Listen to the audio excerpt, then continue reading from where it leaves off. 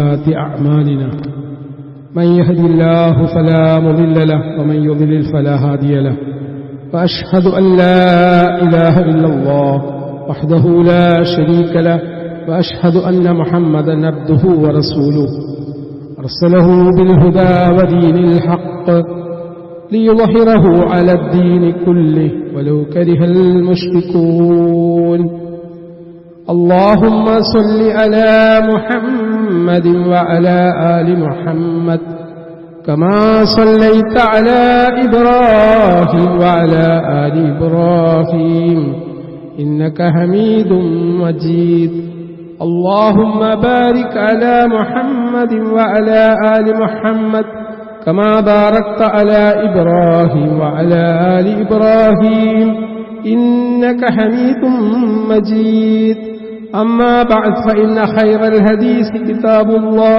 وخير الهدي هدي محمد صلى الله عليه وسلم وشر الأمور محدثاتها وكل محدثة بدعة وكل بدعة ضلالة وكل ضلالة في النار يا أيها الذين آمنوا اتقوا الله حق تقاته ولا تموتن إلا وأنتم مسلمون أعوذ بالله من الشيطان الرجيم بسم الله الرحمن الرحيم وإن أردتم استبدال زوج مكان زوج وآتيتم إحداهن قنطارا فلا تأخذوا منه شيئا أتأخذونه بهتانا وإثما مبينا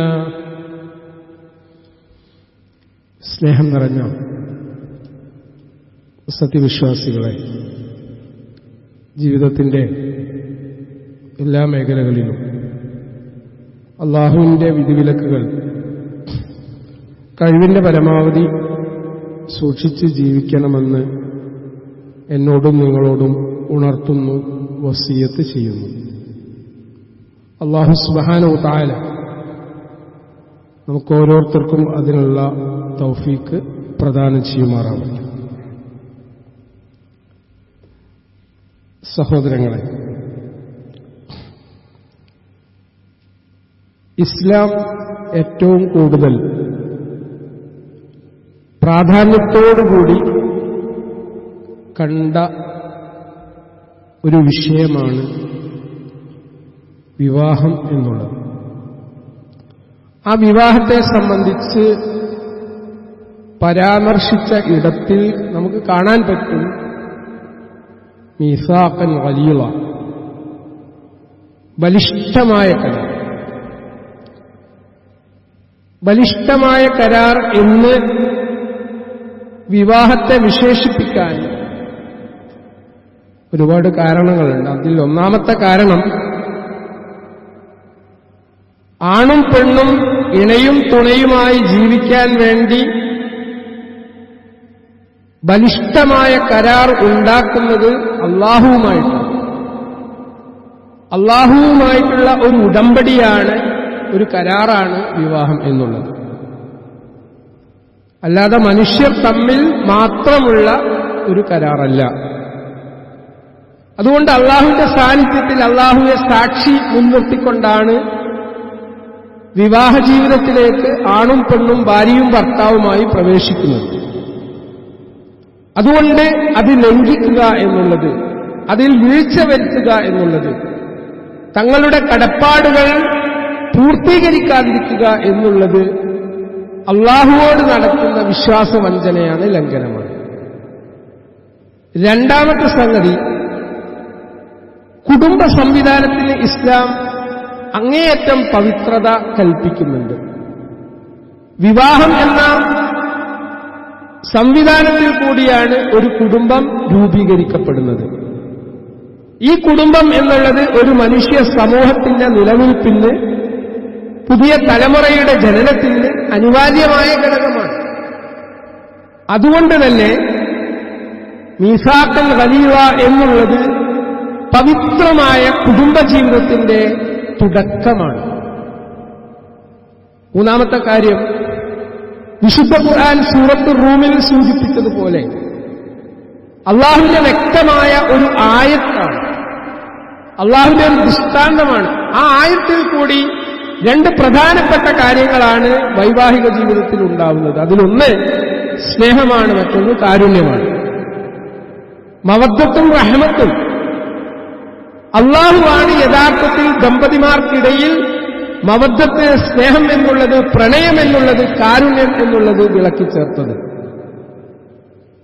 അതുകൊണ്ട് തന്നെ പങ്കാളികൾ പരസ്പരം താങ്ങും തണലുമായി ജീവിക്കുക എന്നുള്ളത് അവരുടെ ബാധ്യതയാണ്.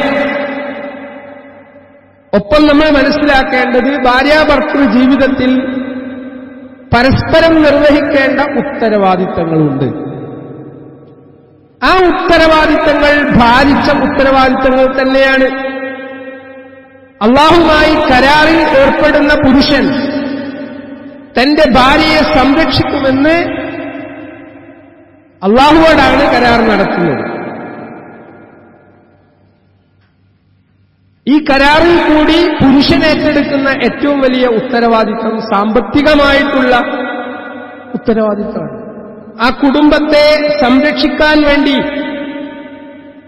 പൂർണ്ണമായിട്ട് ഞാൻ സന്നദ്ധനാണ് എന്നാണ് വിവാഹ കരാറിൽ കൂടി പുരുഷൻ പ്രഖ്യാപിക്കുന്നത്. സാമ്പത്തിക സംരക്ഷണം മാത്രമല്ല, അവിടെ ഭാര്യയുടെയും മക്കളുടെയും വസ്ത്രം, താമസ സൗകര്യം, ഭക്ഷണം, ഇതൊക്കെ അയാളുടെ ഉത്തരവാദിത്തമാണ്. ഒരു വലിയ രക്ഷാധികാരിയായിട്ടുള്ള ബാപ്പ മകളെ ഏൽപ്പിച്ചു കൊടുക്കണം. ആ ഏൽപ്പിച്ചു കൊടുക്കുന്നതിൽ കൂടി ആ ഉത്തരവാദിത്തം അവിടെ കൈമാറപ്പെടുന്നു. 18 വയസ്സിന് ശേഷം ഇന്ത്യൻ നിയമപ്രകാരം ഒരു പുരുഷൻ ഒരു സ്ത്രീയെ ഏറ്റെടുക്കുമ്പോൾ തുടർന്നുള്ള ജീവിതത്തിൽ ഉടനീളം മരണം വരെ ആ പെണ്ണിനെ, അതിലുണ്ടാകുന്ന സന്താനങ്ങളെ, മക്കളെ പോറ്റേണ്ട ഉത്തരവാദിത്തം, ഭക്ഷണം നൽകേണ്ടത്, വസ്ത്രം നൽകേണ്ടത്, പാർപ്പിടം നൽകേണ്ടത് പുരുഷന്റെ കടമയാണ്. അവൾക്ക് സംരക്ഷണം കൊടുക്കുക എന്നുള്ളത്, അവളെ സഹായിക്കുക എന്നുള്ളത്, അവൾക്ക് സപ്പോർട്ട് ചെയ്യുക എന്നുള്ളത്, വഅശിറുഹുന്ന ബിൽ മഅറൂഫ്, ഭാര്യയോട് ഏറ്റവും നല്ല രൂപത്തിൽ പെരുമാറുക എന്നുള്ളത് പുരുഷന്റെ ഉത്തരവാദിത്തമാണ്. അവൾക്കും മക്കൾക്കും ആവശ്യമായ വിദ്യാഭ്യാസം, ദീനീപരമായിട്ടുള്ള വിജ്ഞാനം പകരാനും നുകരാനുമുള്ള സൗകര്യങ്ങൾ ഒരുക്കുക എന്നുള്ളതും ഭർത്താവിന്റെ ഡ്യൂട്ടിയാണ്. തീർന്നില്ല, ഭാര്യയ്ക്കും അതുപോലെ തന്നെ ഉത്തരവാദിത്തം ഇസ്ലാം നിശ്ചയിച്ചിട്ടുണ്ട്. സ്ത്രീകൾ മനസ്സിലാക്കേണ്ടത് വീടിന്റെ കാര്യങ്ങൾ നോക്കുക, ഗൃഹഭരണാധിപതിയാണ് പെണ്ണ്. വീട് മാത്രമല്ല, മക്കളുടെ സംരക്ഷണം എന്നുള്ളത് പെണ്ണിന്റെ ഏറ്റവും വലിയ ഉത്തരവാദിത്തമാണ്. ജോലി ചെയ്ത് സമ്പാദിച്ചു കൊണ്ടുവന്ന് മക്കളെ പോറ്റേണ്ട ഉത്തരവാദിത്തം പെണ്ണിനില്ല, അത് പുരുഷന്റെ ചുമലിൽ അള്ളാഹു ഏൽപ്പിച്ച കാര്യമാണ്. അതുകൊണ്ടാണ് അർരിജാലു ഖവ്വാമൂന അലൻ നിസാ, കൈകാര്യകർത്തൃത്വം പുരുഷന്റെ മേലാണ് ചുമതലപ്പെട്ടത്. ഏറ്റവും നല്ല സ്ത്രീ ആര് എന്ന് പ്രവാചകൻ സല്ലല്ലാഹു അലൈഹി വസല്ലമയോട് ചോദിക്കപ്പെട്ടപ്പോ അവിടെ പ്രവാചകൻ പറയുന്നുണ്ട്, ഏറ്റവും നല്ല സ്ത്രീ തന്റെ ഭർത്താവിനെ അനുസരിക്കുന്നവളാണ്.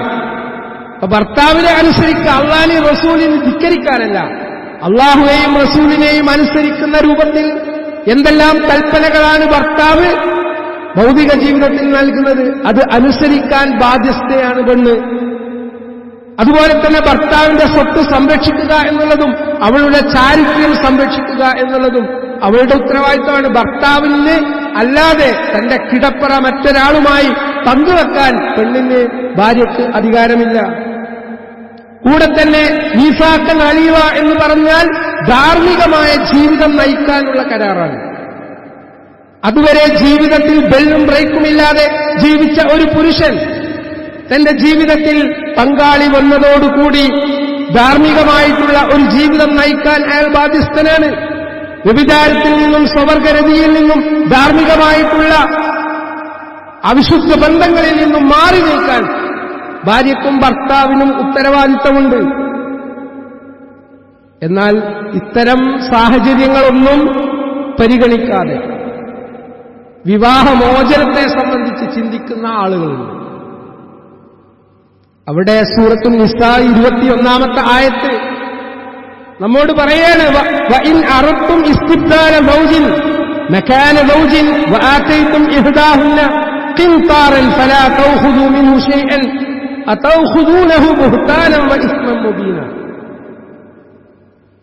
നിങ്ങൾ ഒരു ഭാര്യയെ അല്ലെങ്കിൽ നിങ്ങൾ ഒരു ഭാര്യയുടെ സ്ഥാനത്ത് വേറെ ഒരു ഭാര്യയെ പകരം സ്വീകരിക്കാൻ ഉദ്ദേശിക്കുന്നുവെങ്കിൽ, തന്റെ ഭാര്യ തനിക്ക് പോരാ എന്നുള്ള ഒരു ഫീൽ, അങ്ങനെ ഒരു തോന്നൽ, ഒരു വികാരം നിങ്ങൾക്കുണ്ടെങ്കിൽ അവരിൽ ഒരുവൾക്ക് നിങ്ങൾ ഒരു കൂമ്പാരം തന്നെ നൽകുകയും ചെയ്തിട്ടുണ്ട്. മഹറായിട്ട് പാരിതോഷികമായിട്ട് പെണ്ണിന് നിങ്ങൾ ഒരു കൂമ്പാരം, ലക്ഷക്കണക്കിന് രൂപ വിലമതിക്കുന്ന സ്വർണ്ണാഭരണം കൊടുത്തിട്ടുണ്ടെങ്കിൽ പോലും വിശുദ്ധ ഖുർആൻ പറയുന്നു ഫലാ തൗഖുദൂ മിൻഹു ശൈഅ, അതിൽ നിന്ന് നിങ്ങൾ യാതൊന്നും തിരിച്ചു വാങ്ങാൻ പാടില്ല. ആ പെണ്ണിനെ ഉപേക്ഷിച്ച് വൈവാഹിക ജീവിതം അവസാനിപ്പിക്കാൻ നിങ്ങൾ തീരുമാനിച്ചിട്ടുണ്ടെങ്കിൽ പോലും ഫലാ തൗഖുദൂ മിൻഹു ശൈഅ, നിങ്ങളൊന്നും തിരിച്ചെടുക്കാൻ പാടില്ല. ഖുർആൻ ചോദിക്കാൻ ആ തൗഖുദൂനഹു ബുഹ്താനൻ വഇസ്മൻ മുബീന, കള്ളാരോപണവും വ്യക്തമായ കുറ്റവും ആരോപിച്ചുകൊണ്ട് നിങ്ങൾ അത് വാങ്ങുകയാണോ? പെണ്ണിനെ ഒഴിവാക്കാൻ വേണ്ടി പുരുഷന്മാർ തീരുമാനിക്കുമ്പോൾ ആ പെണ്ണിനില്ലാത്ത കുറ്റങ്ങൾ ഉണ്ടാവില്ല, എന്നിട്ട് ഇല്ലാത്ത ആരോപണങ്ങൾ നികത്തിക്കൊണ്ട് ആ പെണ്ണിൽ നിന്ന് നിങ്ങൾ അത് തിരിച്ചു വാങ്ങുകയാണോ? വിശുദ്ധ ഖുർആൻ സൂറത്തുൽ നിസാ 21-ാമത്തെ ആയത്തിൽ കൂടി ചോദിക്കുന്നു വകൈഫ തൗഖുദൂനഹു വഖദ് അഫ്വാ ബഅ്ദുകും ഇലാ ബഅ്ദിൻ വഅഖദ്ന മിൻകും മീസാഖൻ ഗലീള. ചങ്ങാതിമാരെ, നിങ്ങൾ അതെങ്ങനെ വാങ്ങും?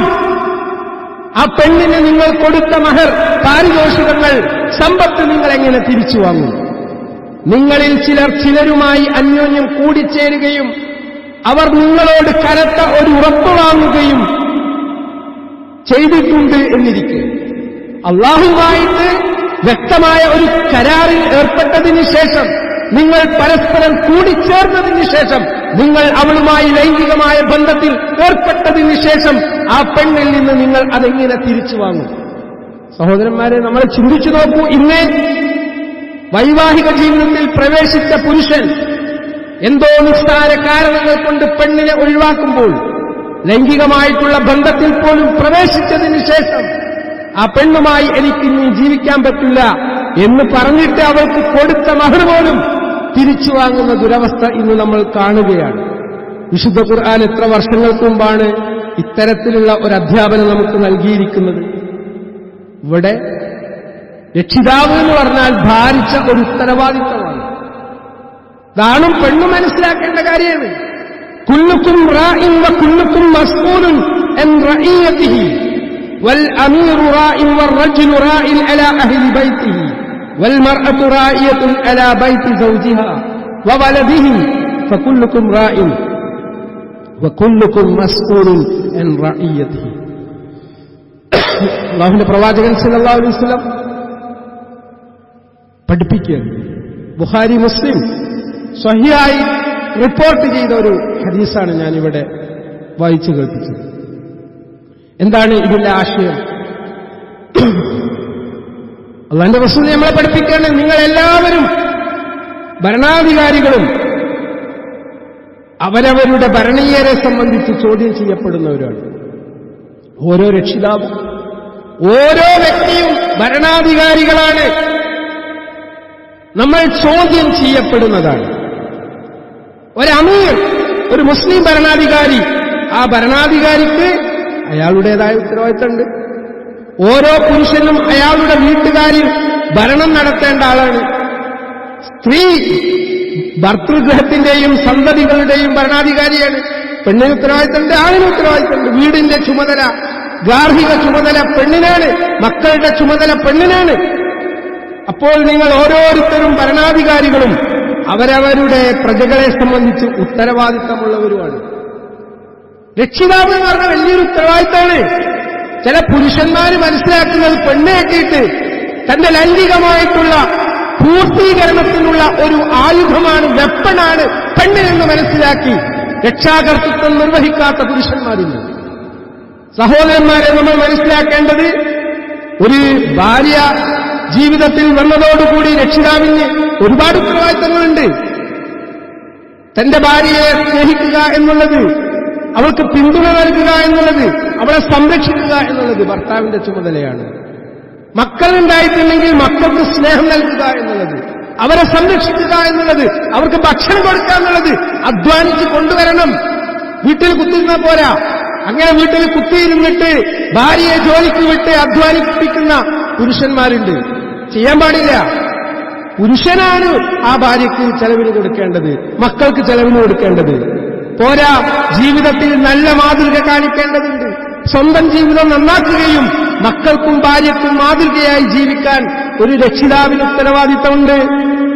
ജീവിതത്തിൽ പ്രതിസന്ധികളും പ്രയാസങ്ങളും നേരിടുന്ന ഘട്ടത്തിൽ ക്ഷമയോടുകൂടി അതിനെ നേരിടാൻ രക്ഷിതാവിന് ഉത്തരവാദിത്തമുണ്ട്. അവർ പറയുന്ന കാര്യങ്ങൾ, പരാതികൾ, പരിഭവങ്ങൾ പെണ്ണിനെപ്പോഴും ഉണ്ടാവും. പെണ്ണിനെ പരാതികളും പരിഭവങ്ങളും ഉണ്ടാകുന്നുള്ളതാണ് റസൂൽ സല്ലല്ലാഹു അലൈഹി വസല്ലം പഠിപ്പിച്ചത്. അപ്പൊ നമ്മളത് കേട്ടുകൊടുക്കണം. അവരുടെ സംസാരം നമ്മൾ ശ്രദ്ധിക്കേണ്ടതുണ്ട്. ഇസ്ലാമികമായിട്ടുള്ള നിയമങ്ങൾ, ചിട്ടകൾ നമ്മുടെ വീട്ടിൽ ഉണ്ടാക്കാനുള്ള ഉത്തരവാദിത്തം രക്ഷിതാവിനുണ്ട്. നന്മ കൽപ്പിക്കേണ്ടതും തിന്മ വിരോധിക്കേണ്ടതും ആ രക്ഷിതാവിന്റെ ഉത്തരവാദിത്തമാണ്. മക്കൾക്ക് ശിക്ഷണം നൽകുമ്പോൾ കൃത്യമായിട്ട് ധാർമ്മികമായിട്ടുള്ള മൂല്യങ്ങൾ മക്കൾക്ക് പഠിപ്പിച്ചു കൊടുക്കാൻ ഉപ്പക്കും ഉമ്മക്കും അധികാരമുണ്ട്, ഉത്തരവാദിത്തമുണ്ട്. അത് ഉമ്മന്റെ മാത്രം ഉത്തരവാദിത്തമല്ല. വീടിൽ ആ ഒരു ശിക്ഷണം നടപ്പിലാക്കേണ്ട ഉത്തരവാദിത്തം ബാപ്പയ്ക്ക് കൂടിയുണ്ട്. അതുപോലെ തന്നെ ജീവിതത്തിൽ തെറ്റുകൾ വരികയാണെങ്കിൽ ആ തെറ്റുകൾ തിരുത്താനുള്ള അവസരങ്ങൾ നമ്മൾ കൊടുക്കണം. അമിതമായ സ്നേഹം നൽകി, അമിതമായ പരിഗണന നൽകി കുട്ടികളെയും ഭാര്യയെയും വഷളാക്കാൻ പാടില്ല. സ്നേഹിക്കുന്നത് പോലെ തന്നെ ശിക്ഷണം നൽകേണ്ടടുത്ത് ശിക്ഷ നൽകേണ്ടടുത്ത് അത് കൊടുക്കാനും ആ രക്ഷിതാവിന് ഉത്തരവാദിത്തമുണ്ട്. ഇന്ന് ചില കുടുംബങ്ങളിലെങ്കിലും അമിതമായ സ്നേഹം നൽകുന്നു, അമിതമായ സംരക്ഷണം നൽകുന്നു, അമിതമായ ലാളന നൽകുന്നു. ഇത് കേടിനാണ് പോവുക. എന്നാൽ തീരെ കെയർ ചെയ്യാത്ത, അതായത് ഇഗ്നോർ ചെയ്യുന്ന, എല്ലാം അവഗണിച്ച് ഉത്തരവാദിത്വം തീരല്ലാതെ ജീവിക്കുന്ന ഭർത്താക്കന്മാരുണ്ട്. ഗൾഫിലൊക്കെ പോകുന്ന ഭർത്താക്കന്മാർ ഭാര്യമാരുടെ ആവശ്യങ്ങൾ മനസ്സിലാക്കി ചെലവിന് കൊടുക്കാൻ അവർ തയ്യാറാവണം. ഭാര്യമാരിവിടെ പ്രയാസപ്പെടുന്നുണ്ട്. പണ്ടെങ്ങാനും ഒരു 10,000 രൂപയായിരിക്കും കുടുംബത്തിന്റെ ചെലവിന് വേണ്ടി അയച്ചു കൊടുക്കുന്നത്. എന്നാൽ നാട്ടിലുള്ള ജീവിത സാഹചര്യങ്ങൾ മാറിയിട്ടുണ്ട്, ചെലവ് കൂടിയിട്ടുണ്ട്. അതുകൊണ്ട് ആ ഭാര്യയ്ക്ക് ചുമതല നിർവഹിക്കുന്നത് ഭാര്യയായതുകൊണ്ട് തന്നെ ആ ഭാര്യയ്ക്ക് ചെലവിന് അയച്ചു കൊടുക്കാനുള്ളത് ഭർത്താവിന്റെ ഉത്തരവാദിത്തമാണ്. കാരണം ആ കുടുംബത്തിന്റെ മൊത്തം കൺട്രോള് ആ പെണ്ണിനാണ്. അത് ഭർത്താക്കന്മാർ മനസ്സിലാക്കണം. എന്നിട്ട് സാമ്പത്തികമായിട്ടുള്ള ബുദ്ധിമുട്ടുകൾ കൂടി പെണ്ണനുഭവിക്കുമ്പോ ആ മക്കളെ പരിപാലിക്കാൻ ആ പെണ്ണിന് സാധിക്കുകയില്ല സഹോദരന്മാരെ. അതുപോലെ തന്നെ നമ്മുടെ ഏറ്റവും പ്രിയപ്പെട്ട സമയം മക്കളുടെ കൂടെ, ഭാര്യയുടെ കൂടെ ചിലവഴിക്കുക എന്നുള്ളത് രക്ഷിതാവിന്റെ ഉത്തരവാദിത്തമാണ്. എത്ര വലിയ ബിസിനസ് തിരക്കുള്ള ആളാണെങ്കിലും ശരി, നമുക്കൊക്കെ എല്ലാത്തിനും ന്യായീകരണങ്ങളുണ്ട്. ബിസിനസ് വളരേണ്ടേ, അതിൽ നിന്ന് ലാഭം കിട്ടണ്ടേ. എത്ര ലാഭം കിട്ടിയാലും കിട്ടിയില്ലെങ്കിലും നമ്മുടെ മക്കൾക്ക് വേണ്ടി, കുടുംബത്തിന് വേണ്ടി നമ്മുടെ ക്വാളിറ്റി ടൈം നമ്മൾ ചിലവഴിച്ചിട്ടില്ലെങ്കിൽ കുടുംബം അനാഥമാവും, മക്കൾ അനാഥമാവും. മക്കൾക്ക് നമ്മോട് സംസാരിക്കാനുണ്ട്, ഭാര്യയ്ക്ക് നമ്മോട് സംസാരിക്കാനുണ്ട്. അതിനുള്ള സമയം നമ്മൾ അവർക്ക് കൊടുത്തിട്ടില്ല എങ്കിൽ കൊടുക്കുന്ന ആളുകളുടെ കൂടെ നമ്മുടെ ഭാര്യമാർ പോവാനുള്ള സാധ്യത കൂടിയ കാലഘട്ടത്തിലാണ് പ്രിയപ്പെട്ടവരെ നമ്മൾ ജീവിക്കുന്നത്. വളരെ ഗൗരവത്തിലുള്ള കാര്യങ്ങളാണ്. അതുകൊണ്ട് ഒരു രക്ഷിതാവിനുള്ള കടമകൾ അത് വളരെ വലുതാണ്. മക്കളെ പോറ്റുന്ന സമയത്ത് അള്ളാഹനെ സംബന്ധിച്ച് നമ്മൾ പഠിപ്പിച്ചു കൊടുക്കണം. അത് മദ്രസയിലേക്ക് വിട്ടാൽ മാത്രം പോരാ. മദ്രസയിലേക്ക് വിടുന്ന കൂടെ തന്നെ ഒപ്പം ഇരുത്തി ഭക്ഷണം കഴിക്കുന്ന സമയത്ത് ഭക്ഷണം കഴിക്കുമ്പോൾ ബിസ്മില്ല ചൊല്ലിക്കൊണ്ട് ഭക്ഷണം കഴിക്കൂ, വലത് കൈകൊണ്ട് ഭക്ഷണം കഴിക്കൂ. ഇതൊക്കെ സുന്നത്തുകള് പ്രവാചകൻ സല്ലല്ലാഹു അലൈഹി വസല്ലമയും അതുപോലെ സഹാബയെ കിറാമും പഠിപ്പിച്ചത് ഒന്നിച്ചിരുത്തിക്കൊണ്ടാണ്. അപ്പൊ അള്ളാഹിനെ സംബന്ധിച്ച് പഠിപ്പിച്ചു കൊടുക്കേണ്ട ഉത്തരവാദിത്വം ഉമ്മക്കുണ്ട്, അതുപോലെ തന്നെ ഉപ്പക്കുണ്ട്. നിസ്കാരം പഠിപ്പിക്കണം. കുട്ടി കൃത്യമായി നിസ്കാരം നിർവഹിക്കുന്നുണ്ടോ എന്ന് മോണിറ്റർ ചെയ്യേണ്ട ഉത്തരവാദിത്വം, ഭാര്യ നിസ്കരിക്കുന്നുണ്ടോ എന്നുള്ളത് മോണിറ്റർ ചെയ്യേണ്ട ഉത്തരവാദിത്വം ഭർത്താവിനുണ്ട്, ഉപ്പക്കുണ്ട്. അതുപോലെ തന്നെ സത്യസന്ധത എന്നുള്ള ആ ഒരു ക്വാളിറ്റി സ്വന്തം ജീവിതത്തിൽ ഉണ്ട് എന്ന് ഉറപ്പുവരുത്തുമ്പോഴേ മക്കള് സത്യസന്ധരാവുകയുള്ളൂ. മക്കൾ കളവ് പറയാനുള്ള പ്രധാനപ്പെട്ട കാരണം അവിടെ ഉപ്പ തന്നെയാണ്, അല്ലെങ്കിൽ ഉമ്മ തന്നെയാണ്. അതുപോലെ ഹലാലായിട്ടുള്ള ഭക്ഷണമാണ് എന്റെ മക്കൾക്കും ഭാര്യയ്ക്കും ഞാൻ കൊണ്ടു കൊടുക്കുന്നത് എന്ന് ഞാൻ ഉറപ്പുവരുത്തണം. മക്കൾക്കിടയിൽ നീതി പാലിക്കണം. 4 or 5 മക്കളുണ്ടെങ്കിൽ ഒരു കുട്ടിക്ക് പ്രത്യേകമായിട്ടുള്ള പരിഗണനയും ശ്രദ്ധയും നൽകിക്കൊണ്ടല്ല, എല്ലാ മക്കളോടും തുല്യമായി, ആൺകുട്ടികളോടും പെൺകുട്ടികളോടും എല്ലാവരോടും തുല്യനീതിയോടുകൂടി പ്രവർത്തിക്കാൻ ഉപ്പക്കും ഉമ്മക്കും ബാധ്യതയുണ്ട്. നമ്മൾ നിസ്കരിച്ചാൽ മാത്രം പോരാ, നാളെ പരലോകത്ത് ചോദ്യം ചെയ്യപ്പെടും. മക്കൾക്കിടയിൽ നിങ്ങൾ നീതി പാലിച്ചിട്ടുണ്ടോ? സ്വത്ത് വിഭജനം നടത്തുമ്പോ, പെണ്ണിനും ആണിനും വിഭജനം നടത്തുമ്പോ നീതി പാലിക്കാൻ നമ്മൾ ബാധ്യസ്ഥരാണ്.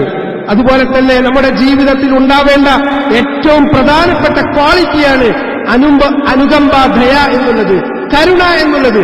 അത് മൃഗങ്ങളോടാണെങ്കിലും മക്കളോടാണെങ്കിലും സഹജീവികളോടാണെങ്കിലും അത് നമ്മുടെ ജീവിതത്തിൽ നമ്മൾ പ്രകടിപ്പിക്കുന്നത് മക്കൾ കാണണം. അതുപോലെ തന്നെ ധാർമ്മികമായ വിശുദ്ധി നമ്മുടെ ജീവിതത്തിലുണ്ട് എന്ന്, പ്രത്യേകിച്ച് നമ്മുടെ സ്വകാര്യ ജീവിതത്തിൽ ധാർമ്മിക മൂല്യങ്ങൾ പാലിക്കുന്നുണ്ട് എന്ന് ഓരോ രക്ഷിതാവും ഉറപ്പുവരുത്തണം. നമ്മൾ മോശപ്പെട്ട കാഴ്ചകൾ നിരന്തരം കാണുന്ന ഘട്ടത്തിൽ നമ്മുടെ മക്കൾക്ക് 1-2 മിനിറ്റ് മതി നമ്മുടെ സ്വകാര്യ ജീവിതങ്ങൾ ഒപ്പിയെടുക്കാൻ. ഇത് രക്ഷിതാക്കൾ മറന്നുപോകാറുണ്ട്. പ്രിയപ്പെട്ടവരെ, വിശുദ്ധ ഖുർആൻ പഠിക്കുന്നവരായിട്ടും പഠിപ്പിക്കുന്നവരായിട്ടും നമ്മൾ മാറണം. നമ്മുടെ വീട്ടിൽ വിശുദ്ധ ഖുർആന്റെ പാരായണം നടക്കേണ്ടതുണ്ട്.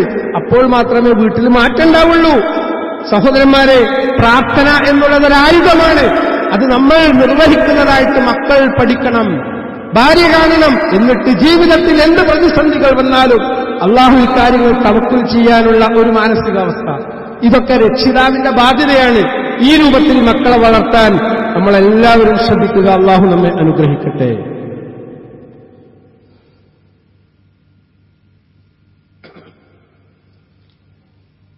അൽഹംദുലില്ലാഹി റബ്ബിൽ ആലമീൻ വസ്സലാത്തു വസ്സലാമു അലാ റസൂലില്ലാഹ് വഅലാ ആലിഹി വഅസ്ഹാബിഹി അജ്മഈൻ. യാ അയ്യുഹല്ലദീന ആമനു തഖുല്ലാഹ ഹഖ തുഖാതിഹി വലാ തമൂതുന്ന ഇല്ലാ വഅൻതും മുസ്ലിമൂൻ. ഏറെ സ്നേഹം നിറഞ്ഞ സഹോദരന്മാരെ, പ്രവാചകൻ സല്ലല്ലാഹു അലൈഹി വസല്ലം പഠിപ്പിച്ചു, ഇന്നൽ മർഅത ഖുലിഖത് മിൻ ളിൽഇൻ വഇന്ന അഅ്വജ മാ ഫി ളിൽഇ അഅ്ലാഹു ഫഇൻ ദഹബ്ത തുഖീമുഹു കസർതഹു വഇൻ തറക്തഹു ലം യസൽ അഅ്വജ ഫസ്തൗസൗ ബിന്നിസാഇ ഖൈറ. മുത്തഫഖുൻ അലൈഹി. വളരെ ശ്രദ്ധിക്കേണ്ട ഒരു വചനമാണിത്. അല്ലാഹുവിന്റെ റസൂൽ സല്ലല്ലാഹു അലൈഹി വസല്ലം ഹജ്ജത്തുൽ വിദാഇൽ പോലും, ഒരു ഹജ്ജാണ് റസൂൽ സല്ലല്ലാഹു അലൈഹി വസല്ലം നിർവഹിച്ചത്. ആ സമയത്ത് പോലും റസൂൽ സല്ലല്ലാഹു അലൈഹി വസല്ലം പ്രത്യേകമായിട്ട് ഉപദേശിക്കാണ്, സ്ത്രീകളുടെ വിഷയത്തിൽ, ഭാര്യമാരുടെ വിഷയത്തിൽ നിങ്ങൾ ശ്രദ്ധിക്കണം. അവരോട് നിങ്ങൾ ഏറ്റവും സൗമ്യമായി നന്നായി പെരുമാറണം. എന്തായാലും കാരണം വാരിയെന്നുകൊണ്ടാണ് അവർ സൃഷ്ടിക്കപ്പെട്ടത്. ഏറ്റവും വളഞ്ഞ മീതയുള്ള വാരിയെന്നുകൊണ്ടാണ് സ്ത്രീ സൃഷ്ടിക്കപ്പെട്ടിരിക്കുന്നത്. അതുകൊണ്ട് അത് നിവർത്താൻ പോയിട്ടുണ്ടെങ്കിൽ, പെണ്ണ് എത്ര എഡ്യൂക്കേറ്റഡ് ആണെങ്കിലും, സത്യസന്ധമായിട്ടാണ് ഞാൻ പറയുന്നത്, എത്ര ക്വാളിഫിക്കേഷനുള്ള പെണ്ണാണെങ്കിലും പെണ്ണാണ്. അവൾക്കൊരു വളവുണ്ട്. അവളുടെ പ്രകൃതത്തിൽ അള്ളാഹു നിശ്ചയിച്ച ഒരു വളവ് അവൾക്കുണ്ട്. അതുകൊണ്ട് അത് നിവർത്താൻ പോണ്ട. അത് നിവർത്താൻ പോയിട്ടില്ല, പെണ്ണിനെ നന്നാക്കാക്കി പോണ്ട. പോയിട്ടുണ്ടെങ്കിൽ അത് പൊട്ടും. വളരെ കൃത്യമായ മനഃശാസ്ത്രപരമായ ഒരു കാര്യം റസൂൽ പഠിപ്പിക്കുക. അത് നീർത്തിനായി പൊട്ടിപ്പോകും. ഉള്ളതുപോലെ വിടുകയാണെങ്കിൽ അത് വളഞ്ഞും പോവും. ഉള്ളതുപോലെ തന്നെ എന്തോ ആയിക്കോട്ടെ എന്ന് പറഞ്ഞിട്ടുണ്ടെങ്കിൽ അത് വളഞ്ഞും പോകും. അതിനാൽ നിങ്ങൾ സ്ത്രീകളോട് ഏറ്റവും നന്നായി പെരുമാറുക എന്ന എന്റെ ഉപദേശം നിങ്ങൾ സ്വീകരിച്ചു. ഇതാണ് റസൂൽ പറഞ്ഞത്. സ്ത്രീകളുടെ വിഷയത്തിൽ നിങ്ങൾ നന്നായി പെരുമാറുക. അപ്പൊ അവരുടെ ഭാഗത്ത് എടുത്തുചാട്ടുണ്ടാവും, ഇമോഷണൽ റെസ്പോൺസ് ഉണ്ടാവും, വൈകാരികമായ പൊട്ടിത്തെറി ഉണ്ടാവും. ഏതുപോലെയെന്ന് വെച്ചാൽ ഒരു പ്രഷർ കുക്കർ മാതിരി ഏൽപ്പിക്കാം. എത്ര നന്നായി നമ്മൾ അവരെ പോറ്റിയിട്ടുണ്ടെങ്കിലും, നല്ല രൂപത്തിൽ സമീപനം നടത്തിയിട്ടുണ്ടെങ്കിൽ ഇടയ്ക്കൊരു പൊട്ടലും ചീറ്റലും ഉണ്ടാവും. അപ്പോ ഞാൻ എന്നെ ഡൈവേഴ്സ് ചെയ്തിരിക്കുന്നു പറഞ്ഞു വരുന്നത്. ഒന്നരാടം ഡൈവേഴ്സ് ചെയ്യുന്ന സ്ത്രീകളുണ്ട്. ഇങ്ങോട്ട് ചെയ്യും. അങ്ങനെ പുരുഷന്മാർ തീരുമാനിച്ചതിനെ പെട്ടെന്ന് തീരുമാനമായിക്കും. അവരിങ്ങോട്ട് പറഞ്ഞാൽ പോലും, പറയാൻ പാടില്ല, ഇനി പറഞ്ഞാൽ പോലും നമ്മൾ ആത്മസംയമനം പാലിക്കണമെന്ന് ഞാൻ പറഞ്ഞത്. അപ്പൊ സ്ത്രീകളുടെ വിഷയത്തിൽ നിങ്ങൾ വളരെ ശ്രദ്ധിക്കണം എന്ന് റസൂൽ എന്തിനാ പറഞ്ഞത്? വഅശ്റൂഹുന്ന ബിൽ മഅറൂഫ് എന്നാ പറഞ്ഞത് ഖുർആനിൽ. നിങ്ങൾ ഓരോട് ഏറ്റവും മാന്യമായിട്ട് ഡിപ്ലോമാറ്റിക് ആയിട്ട് പെരുമാറണം. അവർക്ക് ഒരുപാട് വൈകല്യങ്ങളുണ്ട്, പോരായ്മകളുണ്ട്, സ്വഭാവത്തിലൊക്കെ തകരാറുണ്ടാവും. അതൊക്കെ സഹിക്കണം. എന്തിനു വേണ്ടി? സ്വർഗം കിട്ടാൻ വേണ്ടി. അള്ളാഹുവിന്റെ പ്രിയപ്പെട്ട പ്രവാചകൻ, അദ്ദേഹത്തിന്റെ ഭാര്യമാർ നമുക്കറിയാലോ, അവർക്കിടയിൽ പ്രശ്നങ്ങൾ ഉണ്ടായിട്ടുണ്ട്. അവിടൊക്കെ റസൂൽ സ്വീകരിച്ച സമീപനമാണ് നമുക്ക് മാതൃക. അതുകൊണ്ട് നമ്മുടെ ജീവിതത്തിൽ ഏറ്റവും പ്രധാനപ്പെട്ട ഒരു യൂണിറ്റാണ് കുടുംബം എന്നുള്ളത്. ആ കുടുംബം ഭദ്രമാക്കാനുള്ള സംവിധാനങ്ങൾ നമ്മൾ സ്വീകരിച്ചിട്ടില്ലെങ്കിൽ പുതിയ തലമുറ വിവാഹത്തോട് നോ പറയുകയാണ്. എനിക്ക് വിവാഹം വേണ്ട. കാരണം എന്താ, വാപ്പയും തമ്മിലുള്ള ജീവിതം കണ്ടിട്ടാണ് ഒരു പരിധിവരെ ഒരാ തീരുമാനത്തിലേക്ക് എത്തുന്നത്. ഇങ്ങനെയാണെങ്കിൽ എന്തിനാപ്പോ കുടുംബജീവിതം, വൈവാഹിക ജീവിതം? അതുകൊണ്ട് നമ്മളെ നന്നാക്കാൻ വേണ്ടി തീരുമാനിക്കുക. നാട്ടുകാരെ നന്നാക്കാൻ പോവുകയല്ല വേണ്ടത്. First change starts within you എന്ന് ഇംഗ്ലീഷിൽ ചൊല്ലുന്നുണ്ട്. മാറ്റം ആരംഭിക്കേണ്ടത് സ്വന്തം നഫ്സിൽ നിന്ന്. നമ്മൾ നമ്മുടെ കുടുംബത്തെ, അതാണ് റസൂലും കൽപ്പിച്ചത്, നിങ്ങൾ ആദ്യം നന്നാക്കേണ്ടത് സ്വന്തത്തെയാണ്. അല്ലാഹു സുബ്ഹാനഹു തആല കാര്യങ്ങൾ ഉൾക്കൊണ്ട് ജീവിതത്തിൽ മാറ്റങ്ങൾ കൊണ്ടുവരാനുള്ള തൗഫീക്ക് നമുക്കെല്ലാവർക്കും പ്രദാനം ചെയ്യുമാറാവട്ടെ. നമ്മിൽ നിന്ന് വന്നിട്ടുള്ള പോരായ്മകളും തെറ്റുകളൊക്കെ അള്ളാഹു നമുക്ക് പുറത്തു തരട്ടെ. അല്ലാഹുമ്മ ഗ്ഫിർ ലിൽ മുഅ്മിനീന വൽ മുഅ്മിനാത്ത് വൽ മുസ്ലിമീന വൽ മുസ്ലിമാത്ത് അൽ അഹ്യാഅ മിൻഹും വൽ അംവാത്ത് ഇന്നക മുജീബുദ് ദഅവാതി യാ ഖാദിയൽ ഹജാത്ത് തവഫനാ മുസ്ലിമൻ വഅൽഹിഖ്നാ ബിസ്സാലിഹീൻ. اللهم أجرنا من النار اللهم أجرنا من النار اللهم أجرنا من النار. ربنا ظلمنا أنفسنا وإن لم تغفر لنا وترحمنا لنكونن من الخاسرين. ربنا تقبل منا إنك أنت السميع العليم وتب علينا إنك أنت التواب الرحيم. وصلى الله على محمد وعلى آله وأصحابه أجمعين.